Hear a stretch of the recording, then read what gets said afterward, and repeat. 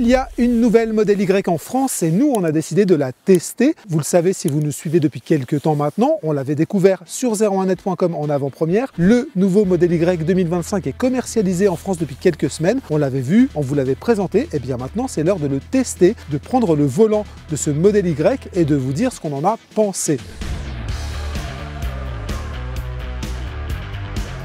Alors on ne va pas revenir en profondeur sur les nouveautés esthétiques qui constituent en gros le gros de cette mise à jour du Model Y, parce que déjà on vous les a présentés, on vous invite donc à revoir cette vidéo de présentation du Model Y. On va juste rapidement faire le point. Alors globalement on a un nouveau design, ça il est évident, avec une nouvelle signature optique à l'avant et à l'arrière. Un design on va dire un peu plus agressif, un peu plus sportif, qui donne un peu plus d'allure et un peu plus de caractère à ce Model Y. Ça c'est l'esprit général et on le voit donc sur la signature optique mais aussi sur le capot avant qui est un peu plus plongeant, et tout ça en fait on va le voir un peu plus tard, ça améliore aussi le coefficient de traînée, le CX de la voiture, et donc sa consommation énergétique. Voilà pour les nouveautés à l'extérieur, le gros des nouveautés à l'extérieur. Il y a surtout aussi de la nouveauté à l'intérieur de ce Model Y.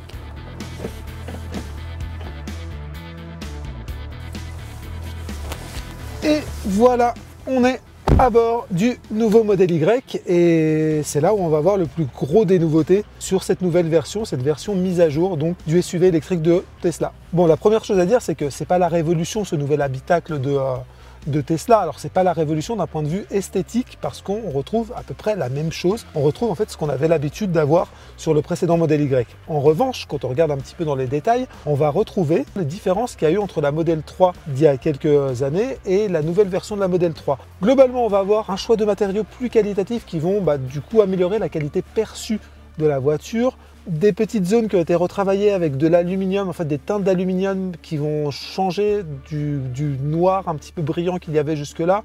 Bref, tout ça en fait donne à percevoir une espèce de montée en gamme qui est plutôt agréable pour le coup. On a des sièges ventilés, là aussi, on parlait de montée en gamme, c'est tout à fait ça. Des sièges qui ont été aussi un peu redessinés, on est mieux positionné à l'intérieur, et finalement une position de conduite toujours aussi agréable. Là pour le coup c'est un des avantages de Tesla, et là-dessus ils n'ont pas fait, ils ont pas changé la recette, ça marche toujours très très bien. Globalement on est donc dans un habitacle qui a été un tout petit peu retravaillé, mais qui s'est amélioré sur des petits points essentiels qui, mis bout à bout, font, mine de rien, pas mal d'améliorations. Bien sûr, l'un des autres avantages, mais là pour le coup il concerne toutes les Tesla, c'est l'OS. On est en présence d'un OS hyper agréable à utiliser, avec malgré tout des petites nouveautés, et on voulait vous en montrer une. C'est justement le choix de la décélération. C'est dans la partie dynamique que ça se trouve, et on peut choisir justement d'ajuster le niveau de décélération et donc de récupération de la voiture et donc son comportement. Pour le reste, voilà, c'est un OS qui rappelle un petit peu le fonctionnement des smartphones. C'est très très clair, c'est bien fait.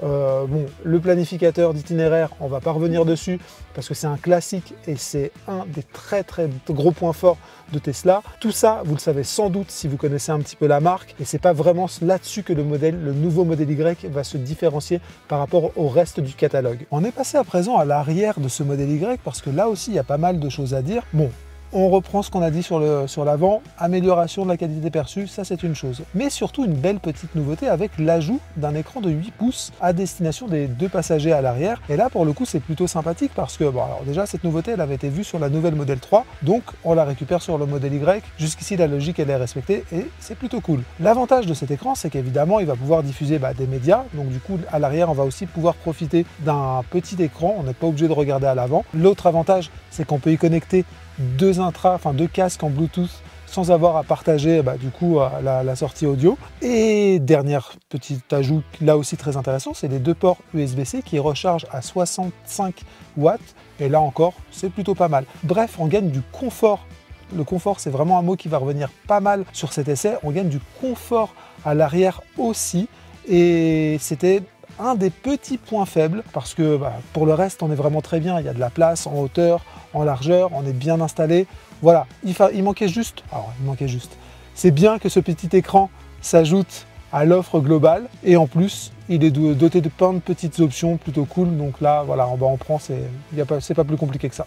Alors on vous a beaucoup parlé des différences à l'extérieur, des nouveautés à l'extérieur de ce Model Y parce que c'est l'essentiel on va dire de cette mise à jour, mais en fait, on a eu de grosses surprises en prenant le volant du nouveau modèle Y. Et en fait, il y a vraiment des choses qui ont également changé à l'intérieur.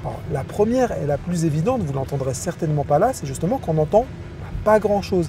C'était déjà un modèle silencieux, mais la filtration des bruits extérieurs, elle n'était pas au niveau de certains de ses concurrents. Là, clairement, alors le changement des matériaux, comme on l'a vu, ça peut jouer. L'ajout d'une nouvelle génération de vitres, c'est surtout ça qui va changer la donne. Et globalement, on a une voiture qui est beaucoup plus silencieuse, qui filtre beaucoup plus les bruits d'air et les bruits de roulage. Alors, Tesla dit que ces bruits-là, en fait, les bruits de fonctionnement du véhicule, les bruits extérieurs, sont réduits de 20% à peu près. Là, comme ça, vu de moi, je dirais 18. Non, non, plus sérieusement, en fait, c'est difficile à dire, c'est difficile d'adhérer ou pas à ce discours-là, mais ce qu'on peut clairement vous dire, c'est que ça s'est considérablement réduit et on gagne énormément en confort d'utilisation. Ensuite, l'autre changement, et là aussi on ne s'y attendait pas énormément, c'est qu'il y a un véritable changement en fait dans le feeling de conduite de cette voiture. C'est pas un changement radical, hein, on va se parler concrètement. C'est pas, on n'est pas passé subitement sur une sportive, on n'est pas dans cet ordre-là. En revanche, ce qu'on sait, c'est que Tesla a un peu changé la conception de son châssis.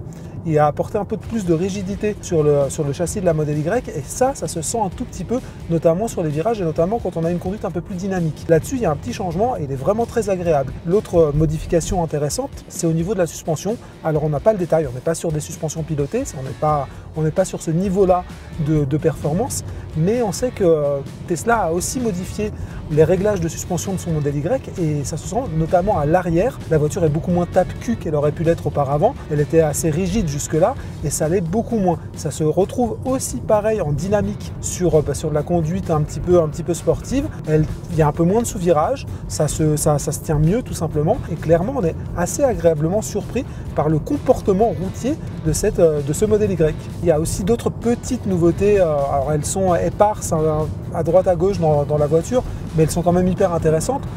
Typiquement, il y a cet avertisseur d'angle mort qui maintenant en fait qui est caché derrière un haut-parleur et qui s'éveille à chaque fois qu'il y a un véhicule ou un piéton sur l'angle mort. Et donc du coup, en fait, ce petit avertisseur-là, il est très bien placé, il fait parfaitement le boulot. Et voilà, c'est encore un ajout supplémentaire qui participe au confort évidemment, mais surtout à la sécurité de la voiture et de ses occupants. Et enfin, toujours côté nouveauté, on ne peut pas passer à côté de l'énorme nouveauté, l'énorme amélioration de l'habitacle de ce Model Y, l'ajout d'un commodo pour les clignotants. C'est fantastique.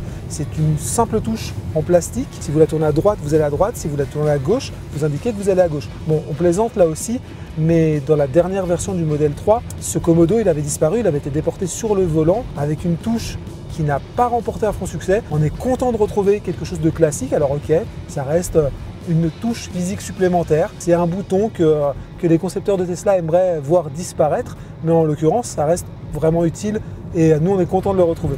On va maintenant se parler d'autonomie parce que Tesla a aussi annoncé une légère amélioration de la consommation du Model Y. Alors clairement, sur ce trajet d'essai, on ne va pas pouvoir sortir une valeur nette, estampillée 0,1 net.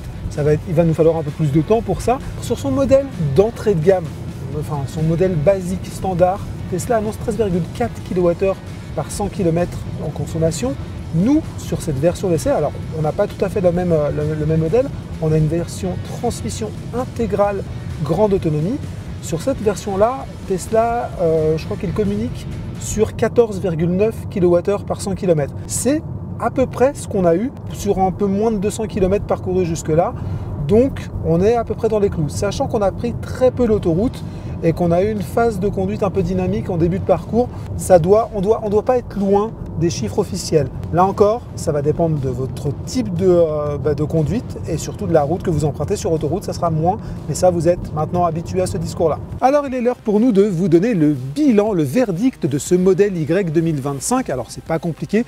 Si on prend simplement en compte les performances, la consommation, l'équipement à bord et finalement toutes les petites améliorations qui ont eu lieu, on arrive toujours sur la référence de sa catégorie. C'est pas compliqué. À ce prix-là, c'est-à-dire à partir de 44 990 €, il n'y a pas vraiment mieux d'un point de vue rapport qualité-prix. Voilà, c'est toujours Tesla le leader de sa catégorie et le modèle Y, il est quasiment, il est très difficile à concurrencer sur bien des points. Voilà pour le bilan simple de ce modèle Y, une voiture qui est donc en amélioration par rapport à sa prédécesseur avec justement des bons choix qui ont été faits là où ça pouvait faire défaut par avant. Globalement, Tesla a fait du très bon boulot dès le départ et jusqu'au produit final. En revanche, on ne peut pas complètement oublier ce qui se passe en ce moment. Tesla est dans le feu des projecteurs pour bien des raisons, notamment les prises de position de son patron. Bien sûr, ces critères-là, ils peuvent entrer en compte quand on fait le bilan d'un véhicule et quand on décide ou non de l'acheter. Pour ça, on vous les juge. C'est à vous de voir si ça doit peser sur votre acte d'achat. Nous, pour notre part, on se contente de juger